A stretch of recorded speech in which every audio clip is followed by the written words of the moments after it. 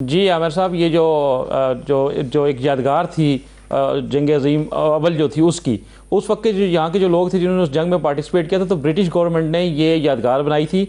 और ये इस्लामाबाद के दारुल खिलाफा बनने से बहुत पहले की बात है, फर्स्ट वर्ल्ड वार में। तो उसको पहले तो इन्होंने बड़ी खूबसूरती के साथ उसकी सारी जो जगह थी वो आहिस्ता आहिस्ता आहिस्ता खाली की, और उसमें से एक वो मीनार सा रह गया जिस पे सारी सिविल सोसाइटी ने, मीडिया ने, सब ने कहा कि इसको प्रिजर्व करें। तो उसका सोसाइटी का और मीडिया का उस पर बात करने का नुकसान ये हुआ कि वो जो उन्होंने बाद में डिसमेंटल करना था वो फौरी तौर पर कर दिया, वो पक्का पक्का ही प्रिजर्व हो गया। अब वो अगले जान में ही किसी को पता चलेगा कि यहाँ भी कुछ होता था। तो ये जनरेशन जो अगली हमारी जो आने वाली हैं उनके साथ ये जुल्म हुआ है। आप अपने बच्चों को, इस शहर के लोगों को कैसे बताएंगे कि वर्ल्ड वार में क्या हुआ था, यहाँ के लोगों ने पार्टिसिपेट किया था, अच्छा ये बुरा, वो अलग डिबेट है। तो वो एक एसेट था, हेरिटेज था, उसको डिसमेंटल कर दिया गया बगैर किसी प्लानिंग के। और ये वाकया कोई एकदम से नहीं हुआ, ये पिछले 2 साल से तकरीबन इस पे जो ना खतो किताबत जारी थी कि इसको इधर ले जाएंगे, इसको उधर ले जाएंगे, ऐसे करेंगे। पहाड़ी थी, लोग इस्लामाबाद आते हैं, वो कहते हैं जनाब यहाँ क्या देखने की चीज़ है। तो घूम फिर के एक टैक्सला का म्यूजियम और कुछ यहाँ पे गारे हैं और ये मॉन्यूमेंट होते थे जिसका हम जिक्र करते थे, वो पूरी पहाड़ी पहले खा ली गई, आहिस्ता खाते खाते वो मॉन्यूमेंट खा गए, वो मॉन्यूमेंट हो गया है। बिल्कुल जिस तरह शक्करपड़िया का जंगल था जो इस्लामाबाद की, आपने उस पर भी काफ़ी बात की। तो ओवरऑल जो CDA का जो इशू है, ये तो आर्कियोलॉजी डिपार्टमेंट ने इन राइटिंग इनको लिख के दिया कि ये आप नहीं कर सकते। इसके बावजूद 2-3 लेटर उनके भी आए, CDA उनसे बातचीत करता रहा, लेकिन एकदम से CDA की जो अपना जॉइंट वेंचर जो हाउसिंग सोसाइटी है उसमें उसको तबाह कर दिया, ख़त्म कर दिया। तो ये एक बहुत बड़ा एक किस्म का ये जुल्म हुआ इस शहर के साथ। दूसरा ये है कि ओवरऑल जो CDA है, अभी आपको पता होगा कि बड़ी ख़बरें आती हैं कि जी CDA बड़ा वो ला रहा है, ट्रांसपेरेंसी ला रहा है और इंसाफ होगा और बड़ा ज़बरदस्त होगा और करप्शन का खात्मा होगा। तो उसमें से 200 से ऊपर जो है CDA के ऑफिसर और ऑफिशियल जो है उनको रिपोर्ट टू HRD कर दिया। मतलब वो तनख्वाहें लेते रहे, अपने घर में बैठे रहे, मज़े करें, CDA ना आए, लेकिन उनको हटा दिया गया एक तरीके से। अब वो जो बाकी बंदे, एक बंदे के पास 4 चार्ज, 5 चार्ज, जो ज़्यादा अच्छा, जो ज़्यादा वो करीबी होगा तो उसके साथ ज़्यादा चार्जेस हैं। और जो बंदे जिनको OSD कर दिया गया, उनमें बहुत सारे बंदे ऐसे हैं, नॉट ऑल, लेकिन उसमें काफ़ी बंदे ऐसे जिनके खिलाफ कोई चार्ज नहीं था, कोई इंक्वायरी नहीं थी, लेकिन उनको भी एक सिंगल स्ट्रोक ऑफ पेन के साथ जो है उनको फारग कर दिया गया। तो अब तो CDA के जो लोग बाकी हैं वो भी एक अजीब से उसमें रहते हैं। फिर आपने देखा कि कल पब्लिक अकाउंट कमेटी में कि किस तरीके से सारी कमेटी मेंबरान ने CDA के ऊपर हैरानगी का इज़हार किया कि ये किस किस्म का इदारा यहाँ हो क्या रहा है। लेकिन ये CDA जो है किसी सूरत भी जो है ना वो शायद उस तरफ जाना नहीं चाह रहा। और मुझे तो ये लगता है कि ये जो इदारा है जिसमें ये इस तरह की चीज़ें बार बार आ रही हैं, क्योंकि ये CDA, मैं जरूर कहना चाहता हूँ कि ये कोई अब का मामला नहीं है, ये सालों और दहाइयों से सिलसिला चल रहा है। और हमने यहाँ पे माजी के अंदर 2-3 चेयरमैनों से वो बड़ी लड़ाई लड़ी है, और वो एक डिनाइल में रहते हैं कि प्लॉट लोग 10-10, 20-20 बेच जाते हैं। फिर जाहिर है उसके बाद इंक्वायरियाँ होती रहें, अगर उनको नौकरी से भी सुबकदोश हो जाए तो अरबों करोड़ों वो कमा लेते हैं, उनको फ़र्क नहीं पड़ता।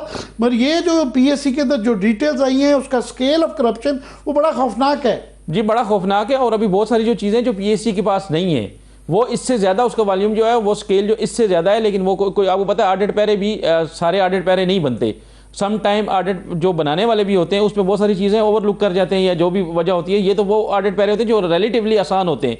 तो बहुत सारी चीज़ें ऐसी हैं जिनके ऑडिट पैरास भी नहीं है। और ये जो बहुत सारी इंक्वायरीज जो हैं वो CDA में आज तक पेंडिंग पड़ी हुई हैं, और बहुत सारे ऑफिसर जो हैं जो उन इंक्वायरीज में वो तकरीबन आप समझ लें ऑलमोस्ट वो गिल्टी उसमें साबित हो सकते हैं, लेकिन वो सीटों पे बैठे हुए हैं। और बहुत सारे ऐसे बंदे थे जिनके खिलाफ इंक्वायरीज नहीं थी, उनमें मेजॉरिटी ऐसे थे जो टेंटेड रिकॉर्ड वाले थे, लेकिन ऐसे अफसरों को भी साथ कर दिया गया, ये शायद जो मंजूर नज़र नहीं थे या शायद गुड बुक्स में नहीं थे किसी की, उनको भी फारग कर दिया गया। तो एक अजीब सा वो है। और आपने जैसा मैन होल का वो जिक्र किया था, तो मैन होल आमिर साहब, ये एक हैरानगी की बात है कि कैपिटल सिटी जिसका अरबों रुपए का बजट है, जो आपको पता है कि हर 4 माह बाद, 6 माह बाद अरबों रुपए के प्लाट बिकते हैं, और ये प्रोजेक्ट वो प्रोजेक्ट, ऐसे प्रोजेक्ट होते हैं जिनकी शायद ज़रूरत नहीं भी होती, तो वो एकदम से शुरू हो जाते हैं। तो उस शहर के अंदर CDA का जो अपना रिकॉर्ड है, अपने डॉक्यूमेंट्स हैं, उनमें उन्होंने कहा कि 1700 मैन होल जो हैं वो ओपन, इसी तरह वो मौत के कुएं खुले हुए। लेकिन जब मैंने इनसे पूछा तो उन्होंने कहा कराची और लाहौर के मुकाबले में तो बड़ा छोटा शहर है, यहाँ 1700 कुएं पड़े हुए हैं। तो फिर क्या सूरत हाल है। साथ में इसके साथ मैं जाऊँगा, वक्त क्यों महदूद है, ये दरख्तों का यहाँ बहुत शोर मचाया जाता रहा, और हम भी मचाते रहे कि नाम यहाँ से इस्लामाबाद द ग्रीन को बिल्कुल जो है इस्लामाबाद द ब्राउन कर दिया है। आज मैं देख रहा था खबर, क्या पता चला है कि जी वो जो दरख्त काटे गए हैं, CDA कहना है वो प्राइम मिनिस्टर ऑफिस से ऑर्डर किया गया था। सर जी अब तो वो एक रिस्पॉन्सिबिलिटी शिफ्ट करने वाली बात है ना। सीडीए कहता है, अच्छा वो 1700, मैंने ओलवली में बताऊं तो उसमें सीडीए कहता है कि 1700 नहीं है 600 है। तो मैंने कहा भाई इस इतने से शहर में तो क्या 600 भी कम है? तो आजकल वो उस पर लगा रहे हैं धड़ाधड़, लोग भी सोशल मीडिया पे डालते हैं तो फिर ये पहुंच जाते हैं और वो लगा रहे हैं। तो दूसरा दरख्तों वाली जो बात है सर, ये कहते हैं कि ग्रीन कवर इस्लामाबाद का बड़ा है।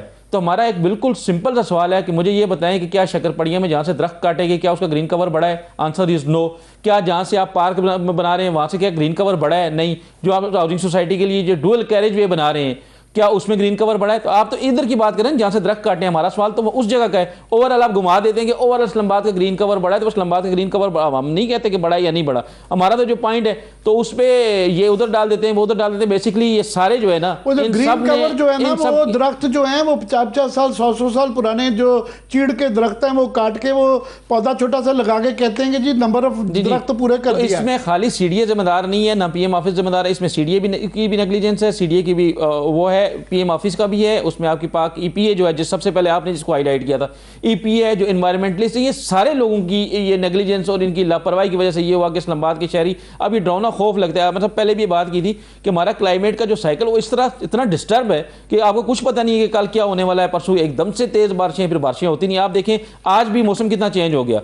मैंने जैकेट पहनी हुई थी, मैंने कहा यार मैंने गलत कर दी है, तो मौसम तो बड़ा दिन को कितनी ये कल सर्दी थी और आज गर्मी आ गई है। जी जी और हम सीधा ही गर्मियों से सर्दियों और सर्दियों में गर्मी में जाते हैं। तो इनको किसी को ये रियलाइजेशन नहीं है कि शहर को प्रोटेक्ट करना है। ये बस एक 27 एक सोच होती है और उसी के ऊपर सारा चल चल के तो शहर आपके सामने है, प्रोजेक्ट पे प्रोजेक्ट बनते जा रहे हैं, लेकिन आपके इशूज जो हैं वो उसी तरीके से अनरिजॉल्व। ये इस्लामाबाद एक्सप्रेस वे है, आप अगर इसका ऑडिट करें तो ये पिछले 5-6 साल ये प्रोजेक्ट में ही रही, कभी ये बन रहा है, कभी वो बन रहा है, कभी वो बन रहा है, इसका फैजाबाद से लेके कुराल तक। लेकिन उसकी भी जो ट्रैफिक का इशू था वो अभी तक प्रॉपरली रिजॉल्व नहीं हुआ। आज भी जब जो पीक आवर्स होते हैं तो लोग वहाँ पे परेशान होते हैं।